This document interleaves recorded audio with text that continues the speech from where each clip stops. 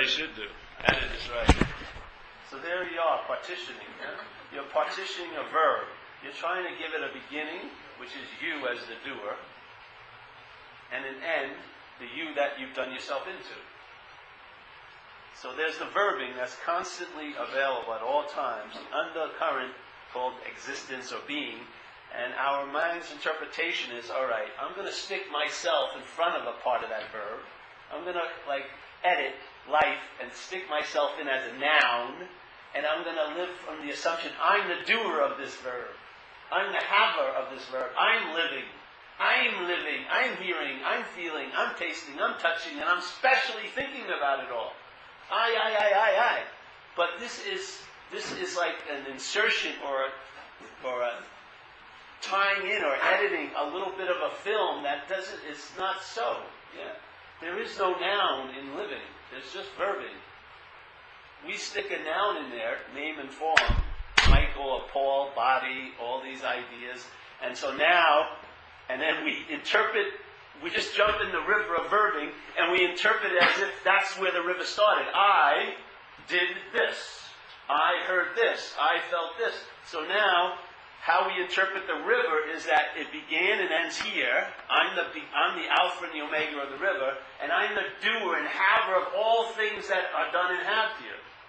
Yeah? I meaning I as a Michael, I as a Steve, I as a Sue, I as a Paul. It doesn't matter. Just the sense of being a long-lasting, independent, separate entity. The noun is now going to interpret the verbing as if it's coming from me or coming towards me. So instead of life is happening, which is so obviously the case, yeah, it's life's happening to me, which is not obviously the case. It's like a huge giant, it's like, that guy who used to bend spoons. The guy, what's his name? It's like bending the flow of life. Life's happening to me. Ooh. It's fucking exhausting in a sense. That's why you're so burnt out. This giant river, to me. Yes. You shouldn't have done that to me. And then I can have resentments and see you as a threat and have anxiety about what is else going to happen to me. I have no control over the things that are happening to me. And I want to. Give me some assurance everything's going to be okay down the river. I can't. Yeah. So then the canals get built and the dams and the reservoirs. I'm going to make my own little lake. I'm going to make sure nothing ever happens. And it's all freaking baloney. All of it's included in the giant, giant river. You think you're you think you're separate from life and it's happening to you. I'm the noun that everything's happening to. Give me a freaking break. Talk about relevance. Talk about extreme arrogance of self-centeredness to believe that life is happening to you. That it has something out against you. You know what I mean?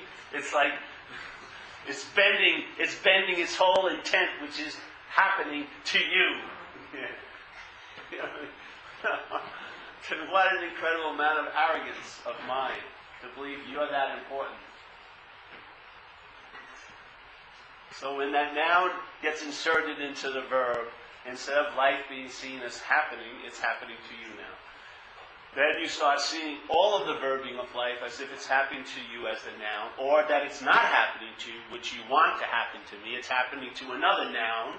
So envy and jealousy arise, and then all this stuff, as soon as you take a fixed point, you give everything else direction. Things you like aren't happening, going my way. Things I like are going somewhere else. Things I don't like are coming to me. And now you tell everything about this place called happening with a verb as you as the central point of the noun of the whole world. You become self-centered.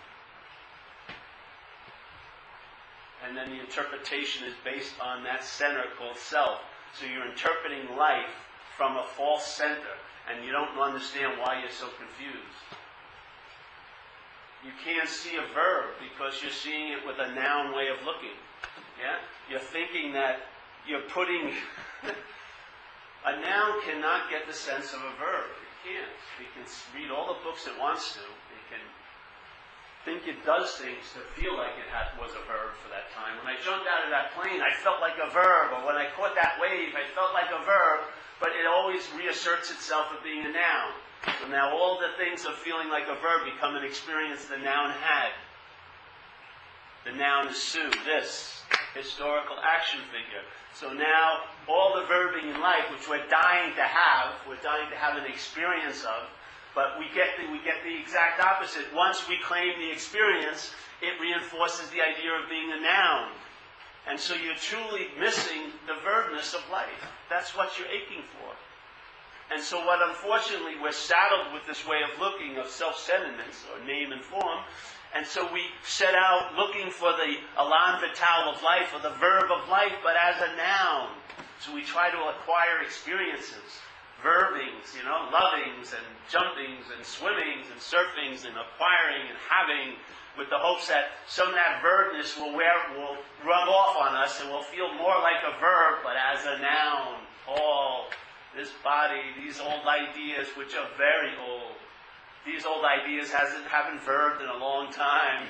That you're unlovable, or you don't deserve, or whatever it may be up there. They become the pillars of your little false mansion you live in, which are all closets, basically. There's no fucking living room or bedroom or kitchen. There's no making of anything. It's just closets of old ideas and thoughts being pulled out all day. So there's the dilemma. You're suffering from the lack of verbing as a noun, and you can't see that you're not a noun. That would be the immediate release of all the dilemmas, at least the beginning of the release, because it may look like a verb as it releases. It may verb in time, that you'll get better over time. Or like the Course says, you're the dreamer of this dream, and you know what? You're already awake, but what's going to happen is you're going to dream yourself out of this dream, and while you're doing it, the dream will get happier. What a beautiful statement.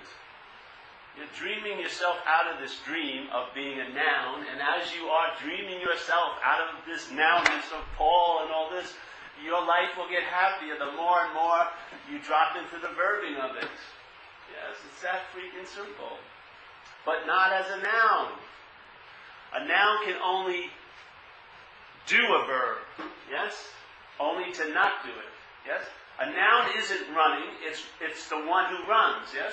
A noun isn't peace, it's the one who has peace. The noun isn't love, it's the one who senses love. The noun isn't serenity, it's the one who has some serenity.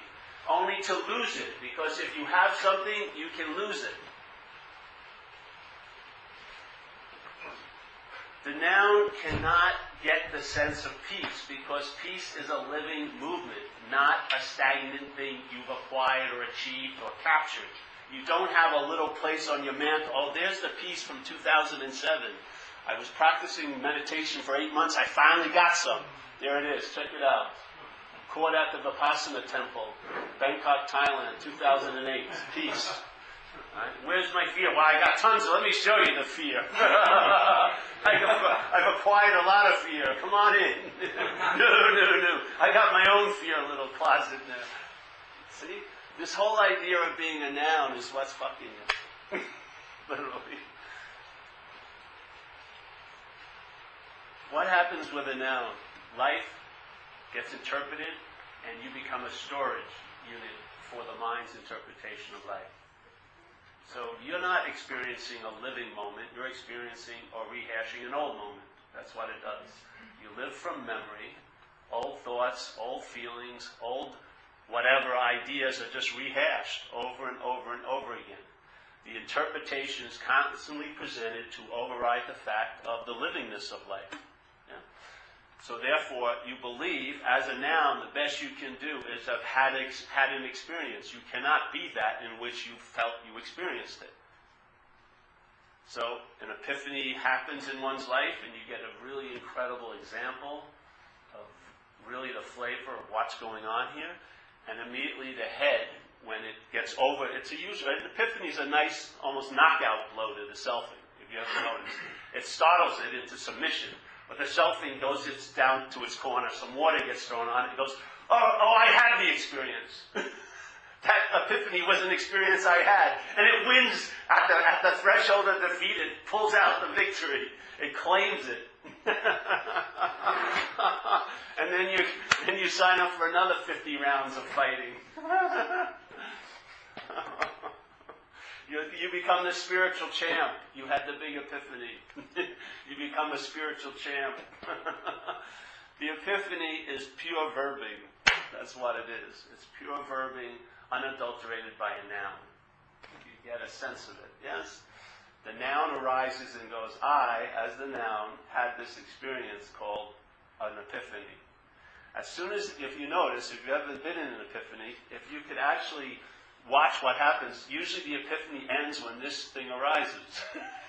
You got to see it's not random. When this arises, this thought, oh, I just had this incredible experience, then the experience seems to stop. Yes? Because it's not an experience. It actually becomes an experience. See, what you were calling an experience was not an experience you were having. So as soon as it's called an experience you were having, what actually was going on seems to stop for you. Because it was, first of all, not an experience you were having. That's the interpretation. As soon as the experience that you are having is held to be what's happening, you lose the verbing of life. It's as simple as that. As soon as the noun claims the verbing as something that happened to it, the verbing isn't held as a verb anymore. It's now been neutered and boxed, and it's become an experience that the noun had. And immediately, as soon as that packaging, so your noun calls it an experience, and that's why it stops, because it's not an experience. You've just interpreted an event that was actually free from all experiences. You were not experiencing it in it. There was no you to experience anything. That is a beautiful. If you want to call anything that was being experienced, it was life with the absence of self. That's what was going on. But when this thing rises and misnames it and goes, I had an experience, then that event is interpreted to be something else. That's all that's happening here. All day. That's what your head's doing all day. It's interpreting what's actually going on and making it into a story about something else, as you, as the noun. As soon as the interpretation arises, the real revelation is unseen. And then the interpretation keeps going on. And now you had an experience called an epiphany. And if you have a couple of them, now you'll become a spiritual noun. Yeah? Paul will be a spiritual Paul instead of an addict Paul. Yeah? And maybe he needs to acquire some more epiphanies, so then maybe he'll go back to the same hotel it happened at and eat the same breakfast he ate that day, as if he can do and have himself into an epiphany. It's totally insane. The self-centered modality just overrode it once again. So the noun thinks it's having an experience of life. That's not what's going on. Life is happening. Yeah? There's no beginning where you started doing and having life, and there's no end point where life is doing you. There's just a verb of living. You can see it, but you can't see it as a noun. If you could, you would have already. If you could, you would have already. You would see it right now. But you're not seeing it because you're looking from a point of view of being a noun, so you miss it. And all the while, like St. Francis says, what's looking is what you're really looking for. What's looking is a verb, it's not a noun. You're looking for it as a noun. That's why you can't recognize what's looking is what you are looking for. It's the same events happening at the same place. One is an interpretation, that there's the you that's looking for, and the other interpretation, it is an interpretation. Let's say the other view is what's looking. So what's looking is the verb. The you that's looking for is the noun. The noun can't recognize the verb, yes? Because what's looking is the you that's looking for. The seeming noun is the verb. So what's looking is actually the you that's looking for. But the head has you believing that the you means a body called Michael as a noun, with old ideas and feelings, and this has happened to me in stories and like that. That you that's looking for is actually what's looking. What's looking is the verb, and the mind's take is there's a you that's looking for, which is the noun. The you now tries to look for the verb. It can't see the verb because you can't see the verb as a noun. Why? Because there is no noun. It's an imaginary, vista point. You're not going to recognize what's happening from the noun because that's the illusion in a sense, and the verb is the reality. Yeah? The other way, what's looking can definitely see the you that's looking for. can definitely drop into what's actually happening here, which is what's looking. And one of the things you'll see when you're seeing from what's looking is the you that's looking for. You'll see it like you would a chair in a room. Literally. You'll see its construction, its polishing, its cherishing, its placement in the room as the main throne and all this. And you'll see it, and you'll see it playing God and everything like that. And it's so cool in a way because you're not that.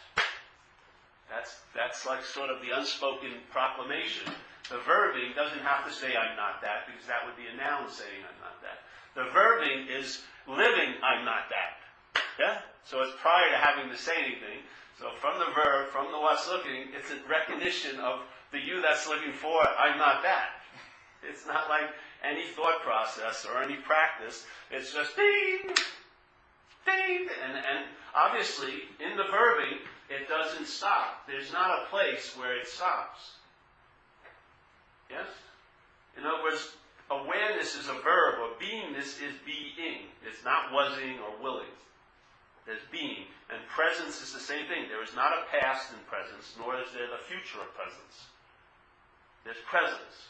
Now, this is the one timeless event in time for us, is what we call now. This is the portal between timeless and time. This is the pause, P-A-U-S-E, not pause, P-A-W-S, you know. The pause that we have in recovery, which is a timeless moment in time. Yeah. If you ever feel a pause, it feels different than a moment in your linear story. It catches your attention, and your attention, instead of being so tunnel vision, goes just spreads out like that. And anything can happen in a pause. It's really cool. But everything's happening to me. That's not the pause. Anything can happen. That's a pause, in a sense, a flavor of it. So there's the pause. In that pause, that's an eternal, non-time event in this linear story of time. It's your exit point every moment.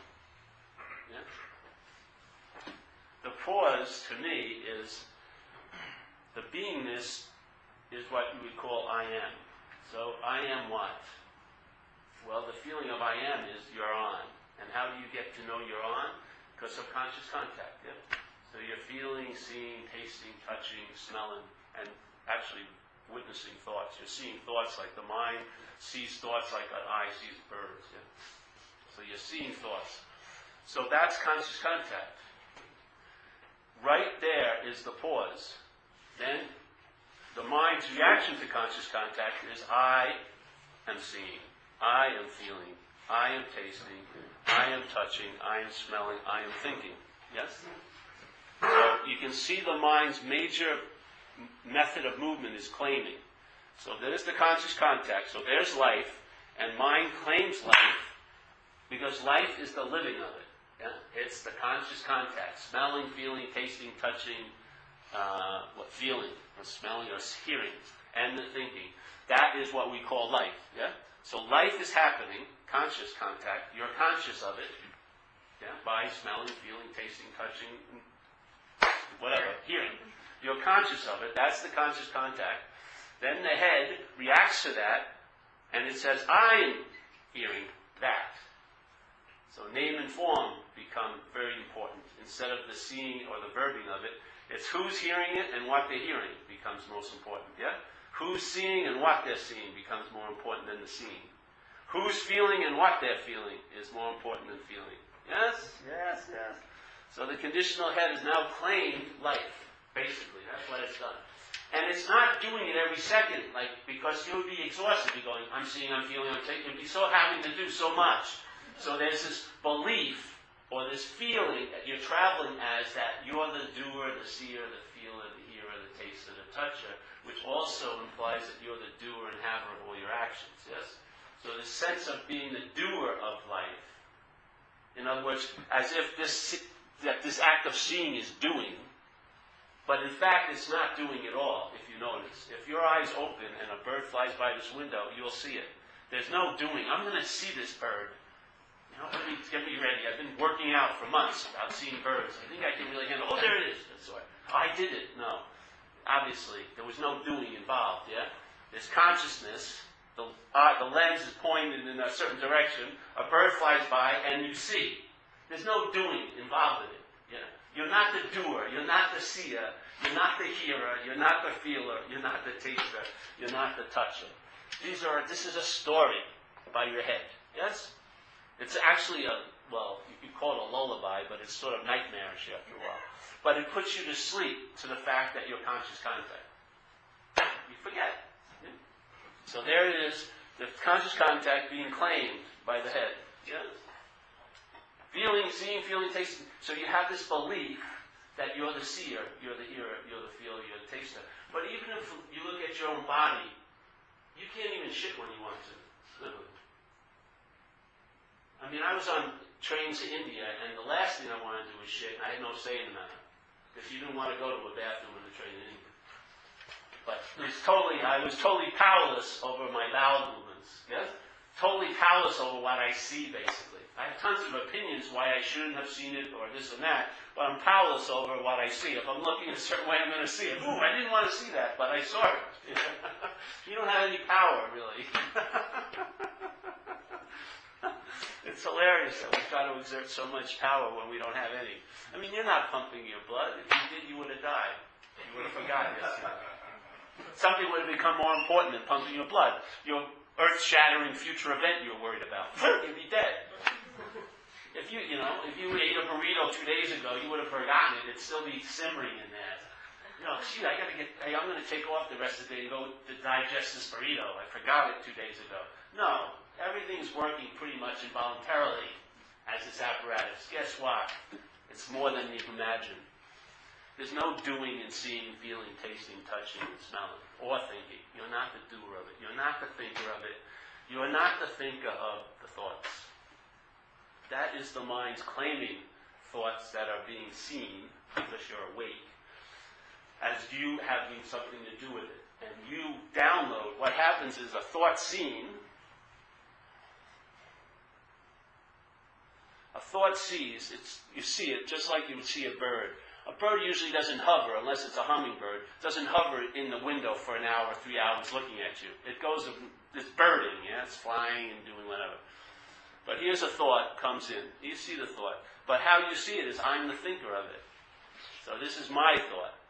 Or it's about me, which also connects you to the thought as mine. So here's a thought, and you believe the thought's driving you crazy.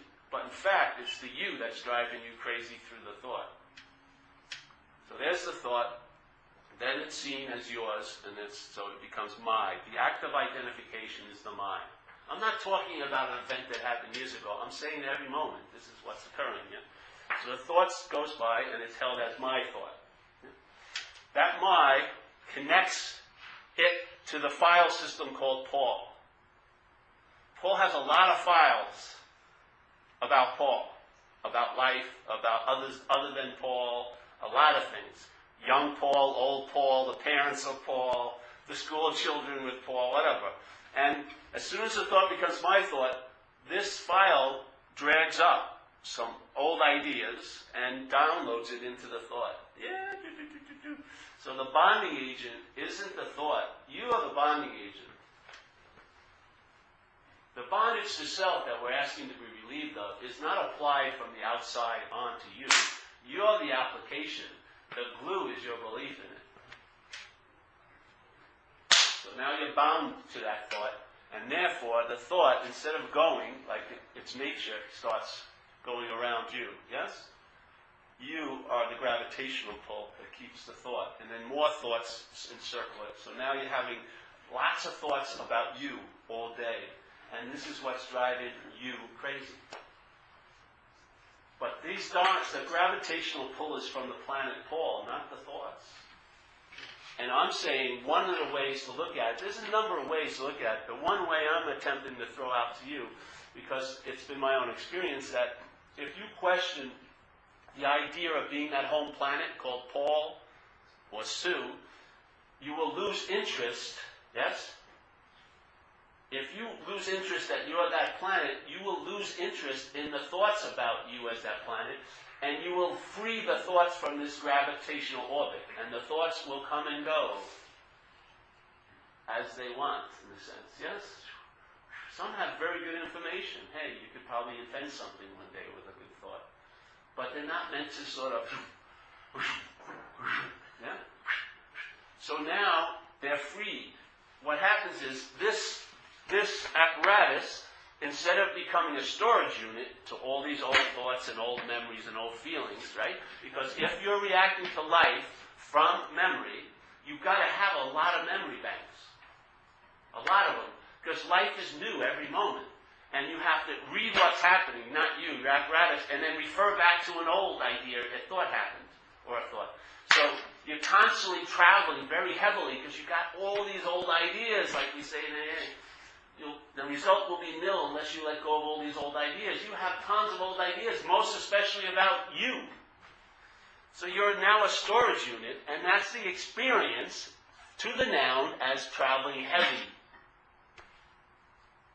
You're meant to be fluid, like a very light boat that can cut through and navigate and handle different types of weather. You're just like an old tanker now. Just a fucking filled up old tanker with old ideas, moving really slow, and everything else is afraid of you. Each moment, this big weight's coming in, and therefore you're out to lunch, literally. And something in you knows it, and you're dying for fucking relief.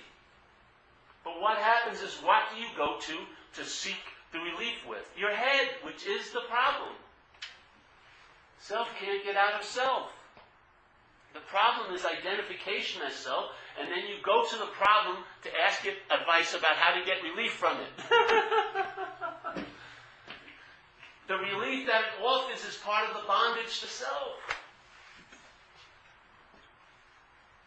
It doesn't say relieve me of self. It says relieve me of the bondage of self. The bondage is an activity. Yeah, because what we are and self are not natural fits. Self is a noun. It's a story of a life from a noun's point of view. And life is a verb. We're a verb. To try to apply a noun into a verb, yes, is a difficult bonding. So the bonding agent, the glue, has to have a lot of juice. Yeah? The juice, so what it does is it provides a lot of thoughts, but you're the juice. Because you're in relationship to those thoughts as about you, or you're the thinker of them. So your juice as the verb is used to reinforce the idea of being the noun.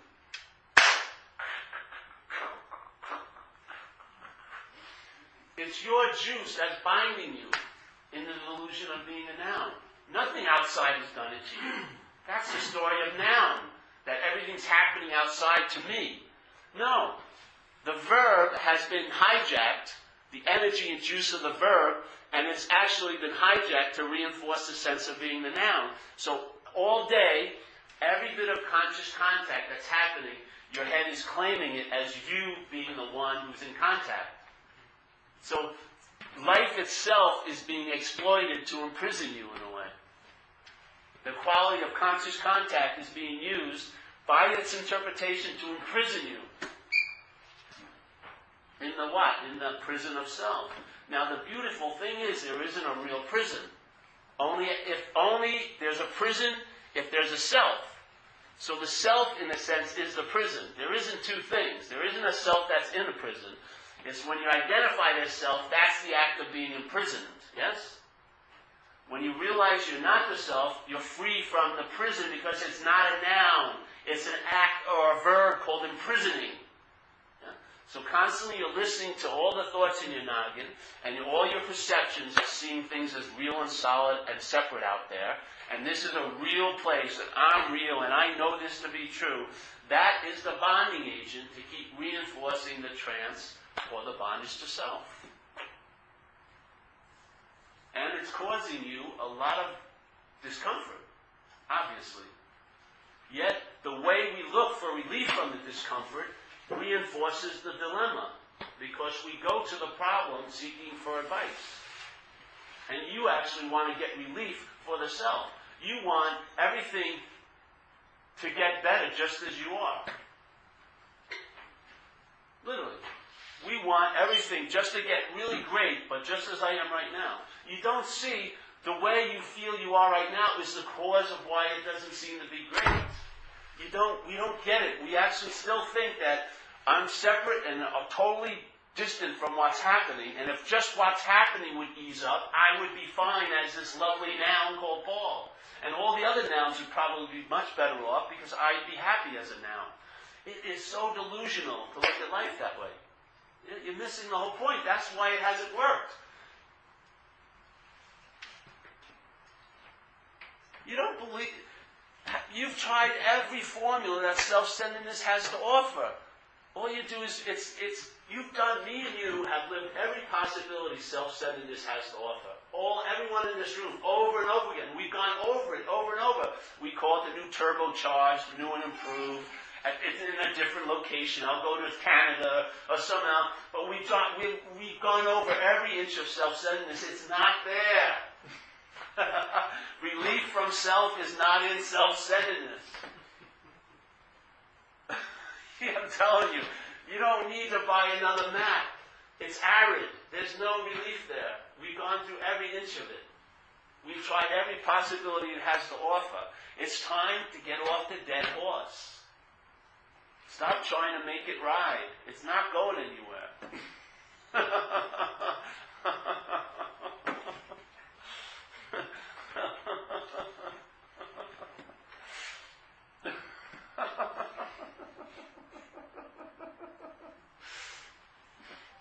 But what's happening? I'm living in the world of what's not happening. You're the biggest thing that's not happening as a noun. It's unbelievable. What's not happening loves to live in what's not happening. Because that's the only place it can seem to live. It lives in the past and this idea of a future. What's not happening, the original what's not happening is you as this long-lasting, independent, separate entity. That's it. Yeah. In that realm, then we live in what's not happening, which is most of us are living in what's not happening. Your intention is more valuing the future than it is now. Your attention is valuing the past than it is now. You are serving that master of self. And you're getting the benefits of serving that master. Your faith, given over to selfing, produces anxiety. Yeah? I mean, if you're lucky, let's say in my life, I had 30 times when I should have really had the experience of fear, in my life, being shot at and things like that. That emotion of fear is a valid emotion in this place. But what most of us are suffering from is not fear, it's anxiety. And anxiety is a product from what's not happening. You have to tend to the garden of what's not happening to get a really good crop of anxiety now. Because this right now, how can you produce anxiety in this? What threat is being provoked by, maybe threat to selfing, I hope, but other than that, what threat's being provoked by this? Nothing. So for you to entertain anxiety, you have to go to the crop, the field of what's not happening, and harvest your lovable, cherished crop of what could possibly happen to me. And then download it now, and your poor apparatus is constantly reacting to a fearful event that's not happening. And you're a mess, physically, nerve-wise. You'd shit in your pants if peace was available. Literally. You just have a bowel movement like that. You drop one of us in heaven, it'll be hell in a day. Not even a day. I'd say a couple hours. You'll find some fault in heaven. What's not happening is being downloaded into what's happening. And you are playing a big role in it. If you keep being identified as self, you're going to live in the realm of what's not happening. Yeah? You're going to suffer the consequences and the effects, of that. And you're going to bemoan the fact that you feel so shitty, but you won't entertain the idea of giving up that sense of being that self. So you just want to get a better self. That's its deal. And when is that better self going to be delivered to you? Never now. It's always delivered in what's not happening. If I do this and this and this and this, then maybe later you'll feel better. Isn't that the case? Maybe with a shot of Coke it's 5 seconds, but it's always time. 5 seconds, 4 years of college, whatever it may be. It's always put off. And then you have an arrival date that when I arrive there, everything will be great. Has it worked out? How many times have you arrived, and immediately when you arrive, the excuses and the rationalizations for the absence of what you thought was going to translate when you arrive, what happens? Your mind just makes excuses, rationalizations, usually puts it on you for you had something to do with that happiness not arriving. You fucked up. It's called self-centeredness. Yes? Its whole point is keeping you in the realm of what's not happening. Because there it can seem to be happening. Yes? Selfing does not appear to be so here. It's just, if you look at it right now, it's not happening. Selfing is not what you are. There is no noun happening now. But when you think about the past, all you think about is in the vernacular of nouns and verbs that happen to the noun. And in the future, all you're speculating about thousands of verbs you are thinking may happen to the noun called Paul. That's where living self is not living. In what's not happening, you can be a self. And it has enough value to you that you'll worry the fucking hell out of it. And with that in place, you're not going to get much relief. There's no freaking way. If the identification of self is not addressed and looked at, all you're trying to do is get temporary solutions to a chronic situation. You're just trying to make it a little more bearable than it is now. But this is a radical solution because it looks at the situation and sees no problem. You cannot be a self. The verb can never become a noun. It's just impossible for beingness to become a being. Yeah? It's just beingness. Yes? With that obvious recognition, you have an immunity to being the noun, and then life will seem so obvious to you, it'll just be verbing constantly, and it's very difficult not to get it. You'll just notice what life's the real flavor of life. It's not that it's happening to me. It's happening. It's undisputable after a while. You have the eyes to see and the ears to hear. It's already available to all of us. We're just missing the point because we're looking as that you that's looking for. And the looking for is what blinds you to the fact of what's looking. What's looking doesn't need to be looked for. It just needs to be recognized. Yeah? It's demonstrating its nature. It is the open secret. It is the gateless gate. It's always available at all times. There's no secret. There's no gate that you have to enter. There's no gatekeeper. There's no someone you have to, request entrance. It's always available at all times. But not to the you that's looking. The you that's looking for has to shoot it up into the future and make it to be very exclusive. Make it to be very infrequent. Yes? To give you a further excuse not to give you another reason to keep accepting the unbearability of not being what you are every freaking moment. So it says, I know if I go to the Himalayas and I sit with that teacher, then that's the only place I'll probably get it. And I'm not going there. So then I'll just live with the idea I'm never going to get it. There you go. There's the real dilemma to the mind. It's already solved it. The unbelievable dilemma of your own nature revealing itself every second. It's now put it into a place in the Himalayas with one person that you're never going to go to. Yeah. You just surrendered to self-link, totally. All your faith now goes into the thoughts of self, which create the anxiety that keep you worried and more worried and more worried. And now that ability to open to something is shut down. You're just withholding. And the story about withholding is that I won't withhold when that mythical something great finally appears. Never now, but down the road. I'll be able to embrace it, but you won't be able to embrace it. Because this posture will become your posture.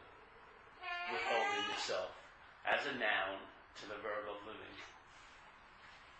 The beautiful solution is this could not possibly be happening.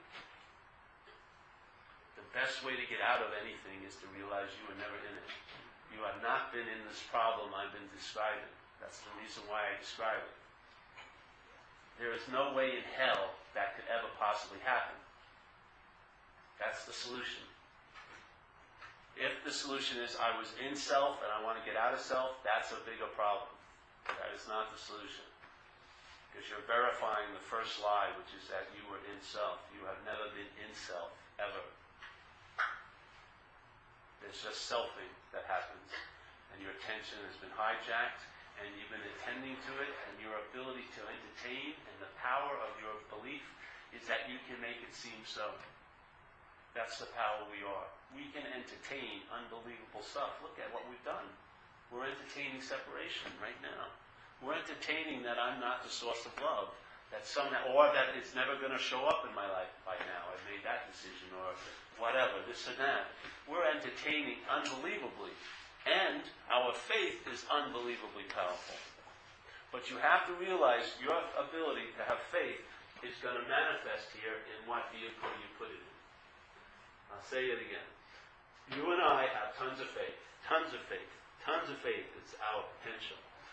But that faith will manifest or appear, yes, in this place of appearances, based on the vehicle you put it in.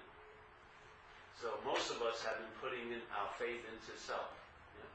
The idea of self, or self-centeredness. And like in recovery it says, why do you have so much fear right now? Is because you've been relying on self.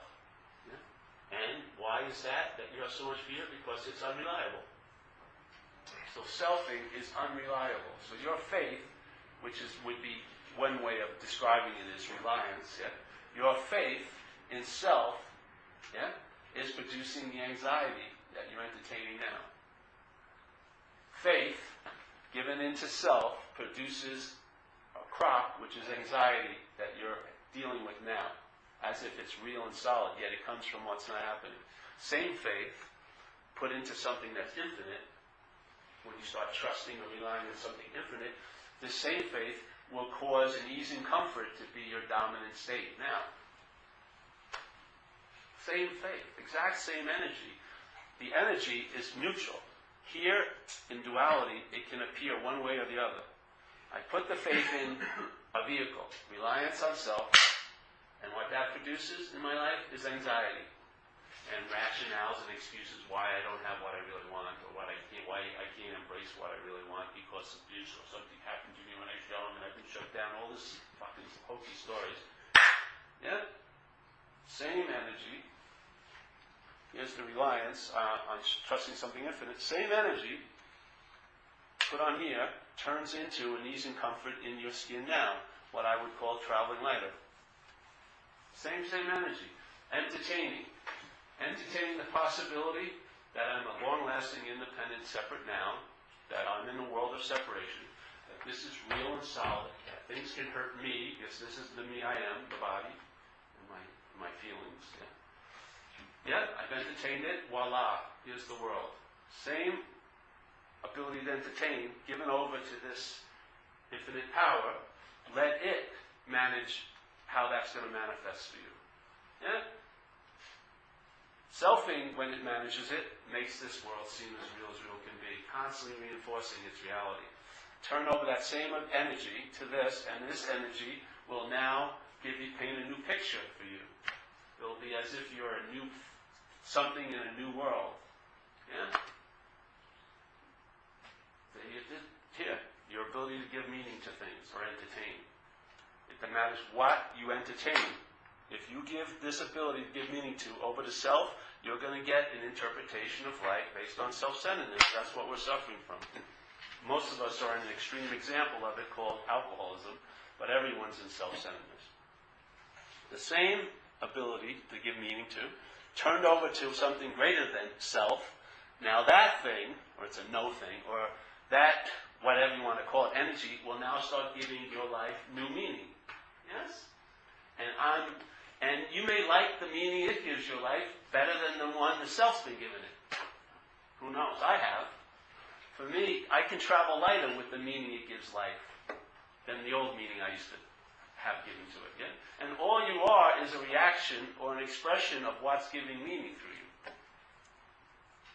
I was an expression of alcoholism. I thought a perfect expression of alcoholism and addiction when I was out there. I mean, perfect. I was never a great spiritual seeker, but I was a perfect devotee to selfing. I could never, I would have been sitting at the right hand of selfing if there was any right hand of selfing. I had surrendered my whole will in my life, and I lived it perfectly. Perfectly as that. I was a perfect expression of it. Thank God my body hadn't collapsed and died, and something shifted where this same ability to express here was given over to something else, and now that energy is using this vehicle to express another way of life through this.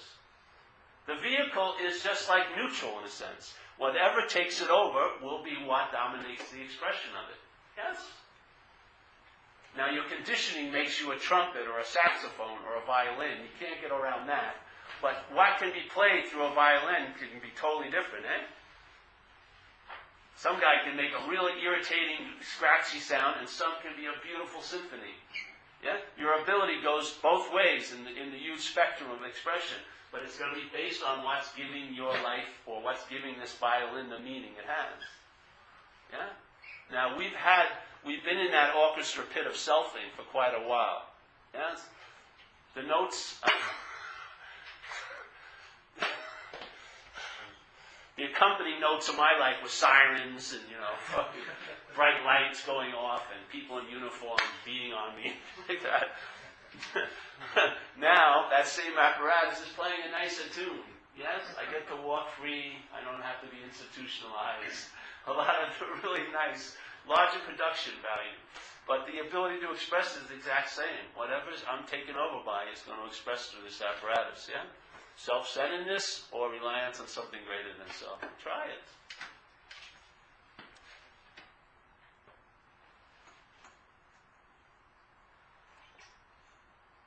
The proof will be in the pudding, yeah?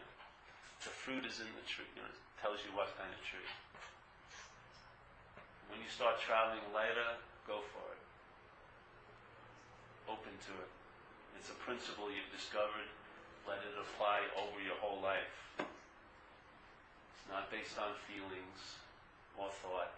It's more of a commitment in a sense. You recognize something. You have a sober mind, freed from self.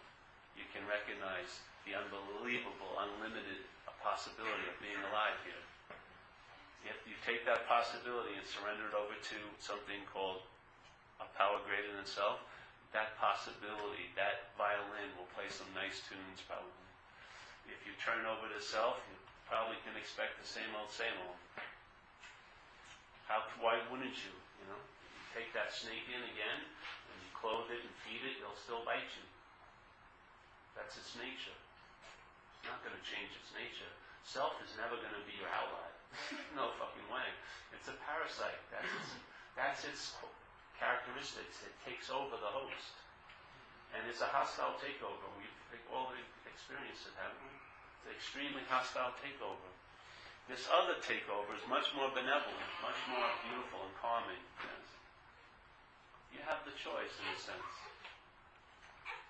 Let your head pop out of the ass of self and then see what happens out here. Hold the thoughts as maybe just a thought instead of yours. Question the old idea that you're the thinker of them, or they're always about you. They're only about a body. They're not about you at all. When you recognize that, you'll lose interest in those thoughts. That's called the diminishing of the obsession with self. It's not a wrestling match. You don't win it. You just get disinterested in it. Yeah. Once you're disinterested in it, that interest's got to go somewhere else. It's not like you have a certain quantity of interest. That interest now gets freed from that and goes other places. And maybe you'll be interested in the source of life, which is consciousness. Maybe, maybe not. Once it starts resting there, what you call obsession with self, yeah, which is your attention given over to selfing, will be called abidance in the truth, when that attention is given over to a power greater than self. It's the exact same energy once again. It's just what you put it in. And it's not you putting it in. You just recognize, yes? So when your attention is given over to self, that's what's called obsession with self. What fuels the obsession is your attention to all the thoughts about self, isn't it? When you can't go to sleep at night because your attention is glued to that screen, selfing, and selfing. That attention, freed from that and given over to something else, yes, will be sucked out of that little porno theater and go somewhere else. What I notice, it goes out into life and yet doesn't lose the sense of where it comes from, which is consciousness, yes? The other sense is that it's coming from you, that you're conscious. That's the lie. The real truth is you are consciousness. Yeah? So this is just about this is like an offering 3 times a week. That's what we do. We come here, we entertain something that most of us don't take to be certain, and we entertain it with some semblance of certainty, and so that it gets through. It seeps in. It's coming, and it's not through thought. Yes, it's coming. It's taking it's going another doorway, not through thought. Yeah, because you may like this, but if this thing received it, your little gatekeeper, in a couple of days it will hate it. That's why usually I leave town if I'm in another town, because they love to feel it, but 2 days later they thought about it. Oh, no, what's this? What do I have to do? No. So you've been served, basically. Spiritual subpoena. The court of light is open 24/7. You'll be free from all your fucking supposed guilts and shames. But in the court of self, you've already been convicted. You're living out the sentence right now. Literally. You're living out the sentence that your head playing God has put down on your ass. You have an incredible amount of guilt and shame, probably, based on totally bogus information. Bring the same case into the court of light, and you'll be freed immediately. No parole, no probation, just the freedom. You realize nothing ever actually happened here. You're not that important. That's self. You're really not. You're just a form of expression of life, literally. This is just a way life gets to express here. If you're willing to be used, you'll be used wonderfully. Really, literally. If you're willing to use, then you'll be used by self. But if you're willing to be used, then you'll be used wonderfully. But if you're willing to use, then you'll be used by self. If you're willing to control, then you will be controlled by self. In the controlling of life, you'll be controlled by self. And the idea that you're the manager of life, you're being managed as self, totally. It's when you give up, when you realize you're not managerial quality, when you surrender what you call your life and your will, you're basically pledging to move to another reliance, in a sense. And the pause is the moment it's always transferred. In that stopping, in that silence, in that eternal moment, that's where the whole road of selfing can be stopped and a whole new vista applied. Yeah? You're at that threshold, crossroads, and you have tons of support. 3 times a week we do it here. Yeah?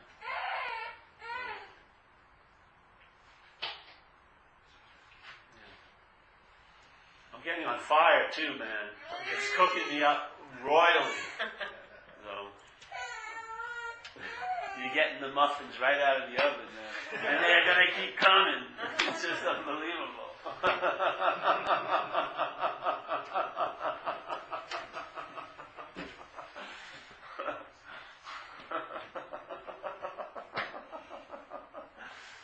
So you think you give up once, it ain't the case. The subscription is re-upped like every day.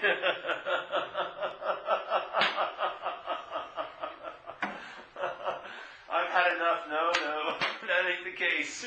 Come on, no. You signed for this. Okay. That's why we're scared shit, man. Freedom scares the shit out of self. It wants to be free, but it doesn't want it. It wants to want to be free. It doesn't want to be free. Because wanting to be free is free of it. Yeah. See, you may think you've been taken over by a parasite, but you're in cahoots with it in a sense. There's a belief in it. You've gotten comfortable with its takeover, even if you're bitching about it and wishing that it would be. I'd give this up in a second. Really, your head wouldn't give it up in a second. Because if it wanted to, it would be so. If you wanted to, it would be so. That's the first thing to tell the truth about. What you may think you are does not want to be free. It wants to be better as the self that it is. Yeah, serious. Put yourself on the dime. See what happens. And really, abandon yourself. Abandon yourself to this power. Abandon yourself to this power. It has already revealed itself enough to you. You don't need any more fucking convincing. Abandon yourself to it. Surrender your will and your life if you think you have one. Honestly, do the program as it's put there. And then strap yourself in, because it's going to be an interesting ride. Yeah. But the benevolence just leaks through all day. You just sense there's a goodness of something. Yeah? I know people say there's no goodness or bad, but this movement to me has an ultimate beneficial feeling, benevolent. I don't think it's doing any of it. It's just its nature. Love, in a way. Yeah. So, all right. Well, any questions today? We'll pass the basket. Tommy, can we use your hat? Actually, let's use the shark hat above you. Somebody left that shark hat last week.